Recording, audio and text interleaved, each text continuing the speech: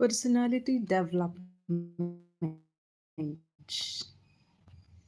ये किताब श्री विवेकानंद जी ने लिखी है।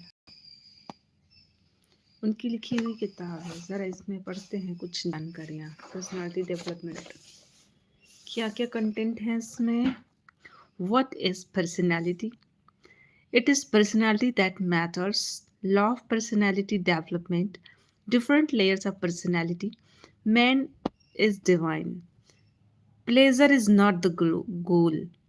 How to change our character, influence thought, control your negative emotions, change yourself fast, take the whole responsibility on yourself, how to work like a master, doing good to this world, unselfishness will bring success. Is it love that pays? Weakness is death. Be brave.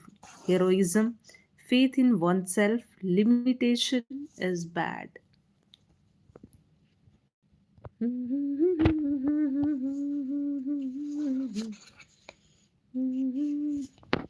What is ethics? Hold on the hold, hold on to the ideal, the power of concentration, development, the sense quality, be free, march on. Francis, तो हम start करते हैं introduction say that what is personality according to the Cambridge International Dictionary of English. Your personality is the type of person you are, which is shown by the way you behave, feel, and think. Personality, according to the Longman Dictionary of Contemporary English, is the whole nature or character of a person. How a person behaves, feels, and thinks, how he conducts himself in a given set of circumstances, is largely determined by the state of his mind. Mere external appearances or person's speech or mannerism are only fringes of one's personality. They do not reflect the real personality. Personality development in the real sense refers to deeper level of a person. So, a study of our personality should start from a clear grasp of nature of our mind and how it functions. Necessity to know your mind. We intend to do many things like to kick certain bad habits, to study with concentration, to do something with a concentrated mind. Very often, our mind rebels, forcing us to beat a retreat from our efforts at implementing our resolution. A book is open before us, and our eyes are open. But the mind has started wandering, but the mind has started wandering, thinking about some past event or some future plans. The same thing happens when we sit for a few minutes trying to pray or think of a divine name or form. Says Swami Vivekananda, free. We who cannot for a moment govern our own mind, nay, cannot hold our minds on a subject, focus it on a point to exclusion of everything else for a moment. Yet we call ourselves free. Think of it. According to the Bhagavad Gita, the undisciplined mind acts as our enemy, whereas a trained mind acts as our friend. So we need to have a clear idea of the mechanism of our mind. Can we train it to obey us, to cooperate with us? How can it contribute to the development of our personality? The fourfold function of the mind. The human mind has four basic functions. This can be illustrated by the example. Suppose I meet a person whom I had met somewhere, say about 10 years before.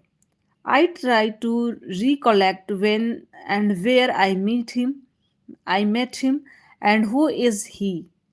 From the inner recesses of my mind, there begins a process of scanning, as it were to check if there are any events stored there connected with the person.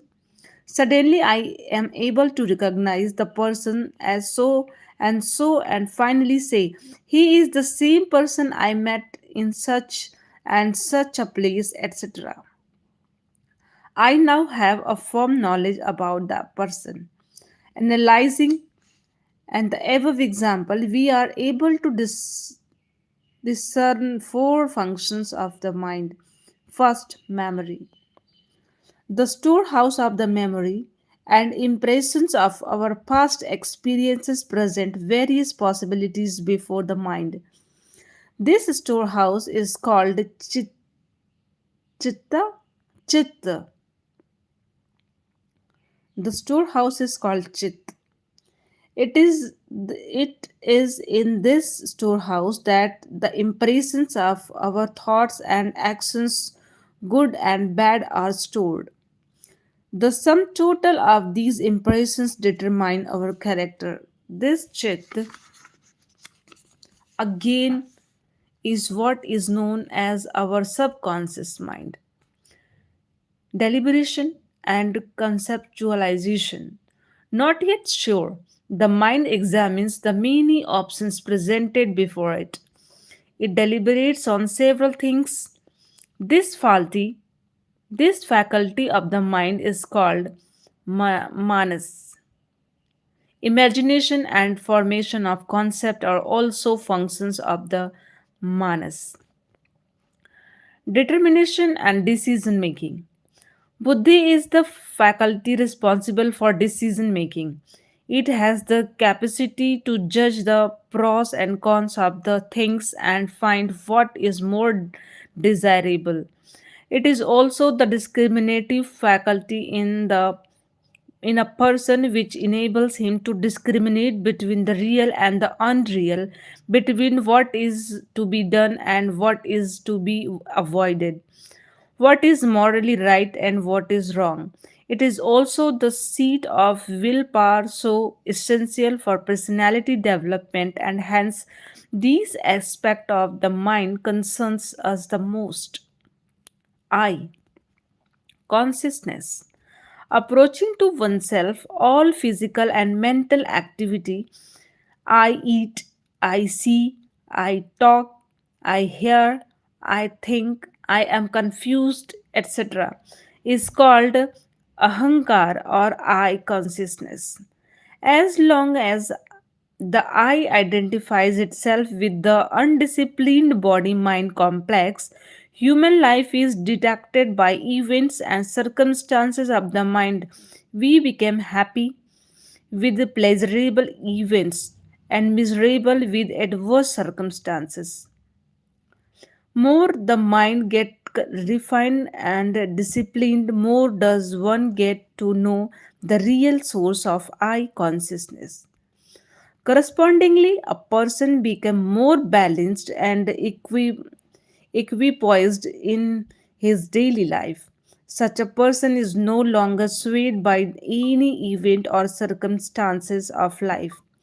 These four aspects of mind, as manas, buddhi, chit, and ahankar, are the not watertight components.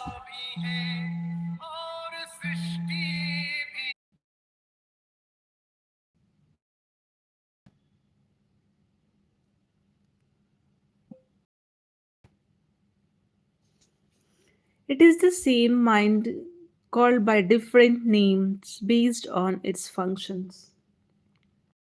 More about the mind. The Katha Upanishad describe human personality with the help of chariot allergy. Uh, our eye is represented by the master of the chariot. The body is chariot and the buddhi is the charioteer. The manas is represented by the reins to which are yoked. The horse represents knowledge of objective in the world.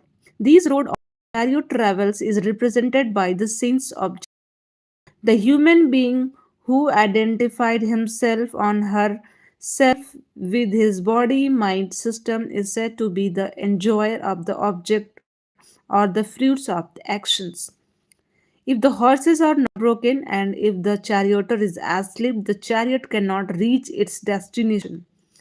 It can even overturn the spell, the death of master. Similarly, if the sense organs are not disciplined and if the power of discrimination lies dormant, one cannot reach the goal of human life. On the other hand, if the horses are broken and the charioteer is wide awake, the chariot reaches its destination. Even so, if the buddhi is wide awake and if the sensory system together with mind is disciplined and controlled, a human being can reach the goal of his life. What is the goal? We will come to it shortly. Another important activity of the mind that concerns personality development is our emotions. More the emotions are under the control, healthier become one's personality. Emotions can be broadly classified into two types with attraction and repulsion. Love, admiration, aspiration, sympathy, joy, veneration, pride, and the like indicate attraction. Hate, anger, fear, sorrow, jealousy, disgust, shame, etc., are the nature of repulsion. As long as one is entangled with the undisciplined mind, one's personality does not really develop.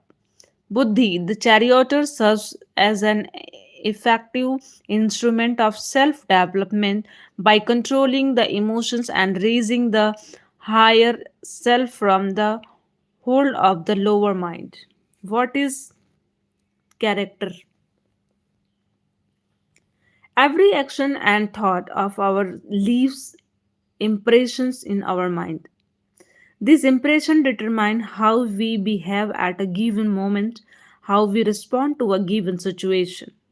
The sum total of our impression is what determined by character.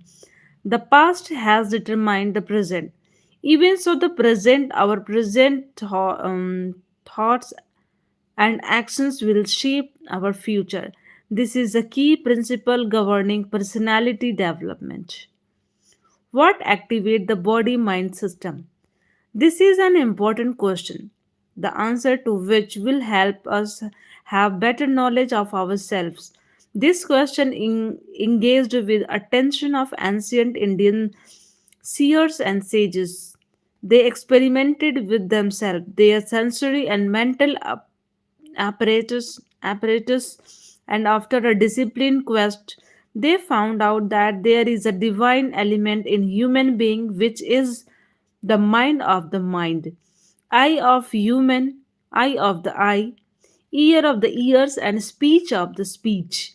It is this divinity which constitute the real I and the eternal element in our personality.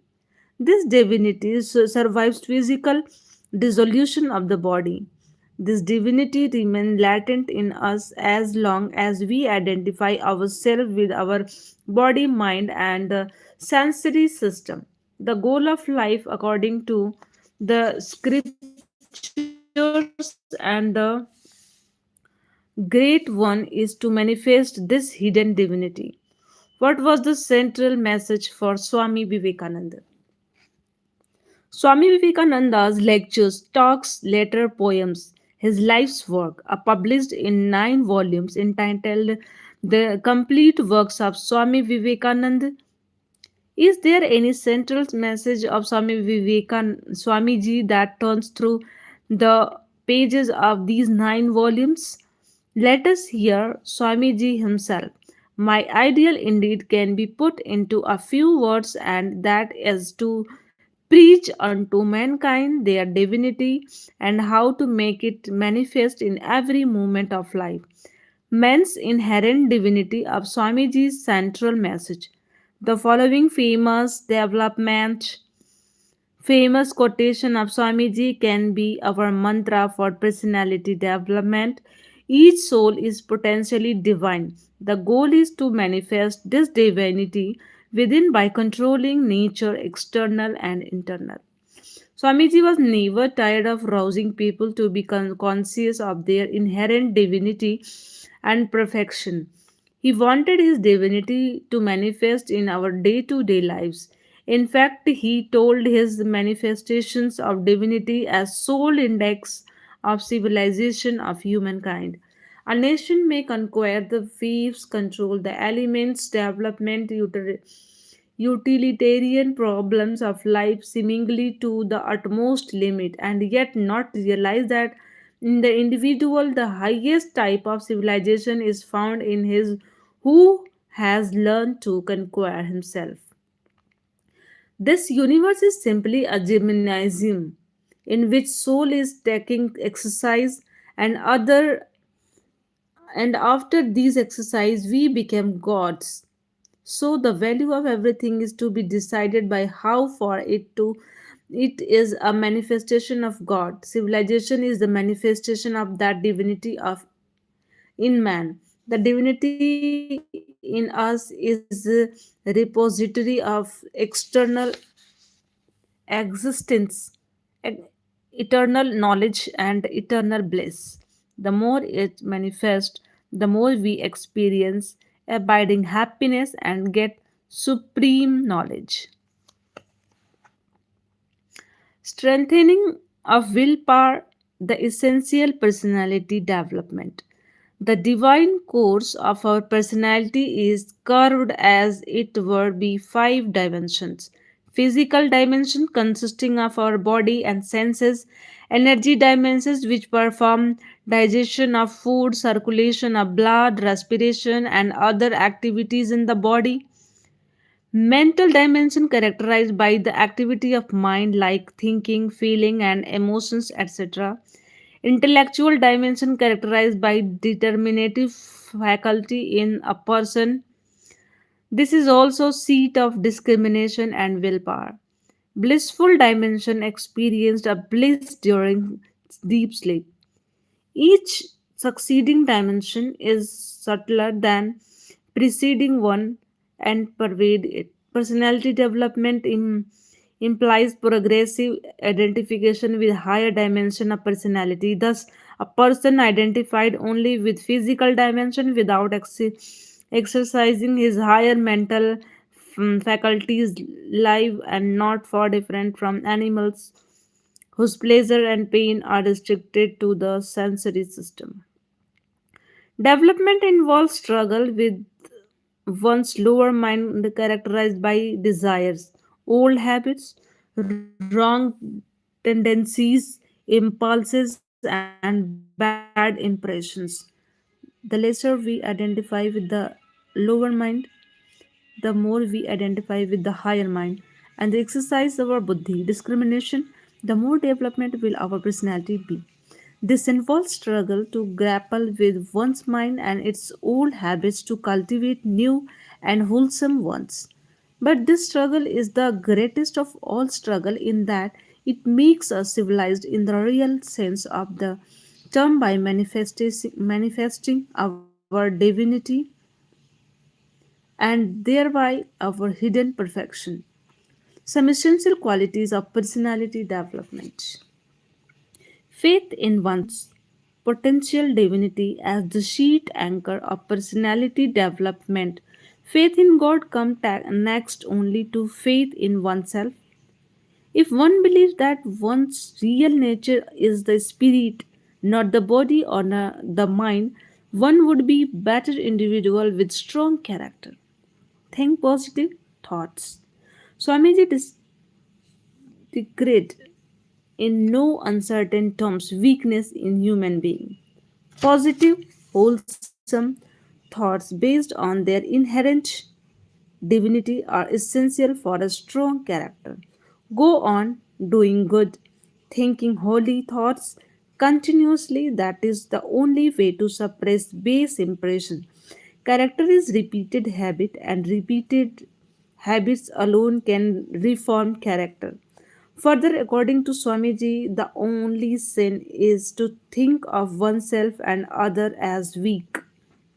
Attitude towards failure and mistakes. Swamiji advocate upholding the ideal once again, even if a person failed 1,000 times. He appreciated committing mistakes and learning from them rather than leading an inert existence like a wall which cannot even tell a lie.